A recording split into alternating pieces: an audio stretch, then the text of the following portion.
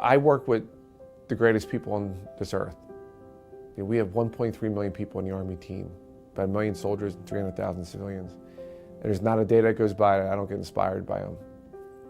I never had a dream to serve as Undersecretary in the Army, and I didn't even know what the role was when President Obama asked me to serve in that capacity. And I was in front of my wife, and I said, well, I have to talk to my boss. And she said, take him back, Mr. President, meaning back to Washington. I saw him in Pennsylvania.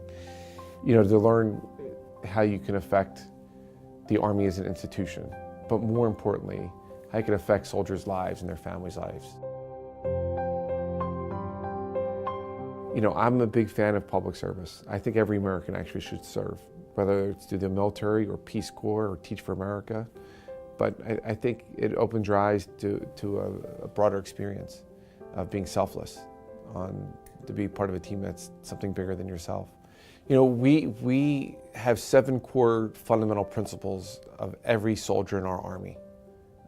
It is about loyalty, duty, honor, selfless service, integrity, personal courage, and respect. Those 7 core principles is what comprises every single one of our soldiers and every single one of our Army officers. I think a lot of folks think of our military as that we just take orders. We're like everyday Americans. We were raised just like everybody else was, and we take an oath to support and defend the Constitution against all enemies, foreign and domestic. But in that Constitution, that I taught to the next generation of military leaders at West Point, it stands for something. It's a blueprint of our country. All men and women are created equal. And yet, we treated over 13,000 Americans who were wearing a cloth of our country, that were serving the military, but we threw them out just because of who they were as a person, just because of their sexual orientation, because they were gay or lesbian. And that was wrong.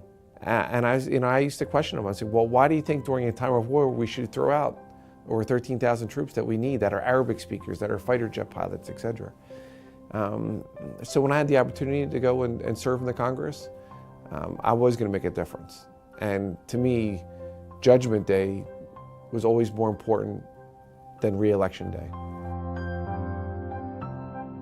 I think our country owes our military men and women and their families respect and, frankly, thanks, because they're part of the 1% of America that has answered the call to serve, to stand in front of everybody else and to potentially take a bullet to keep our families safe here at home.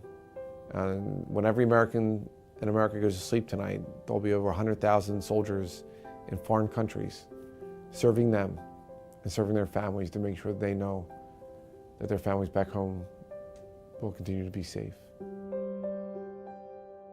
I don't have a hard time getting up every day. I work long hours. There's not a day that goes by that I don't laugh out loud and I'm not smiling about something.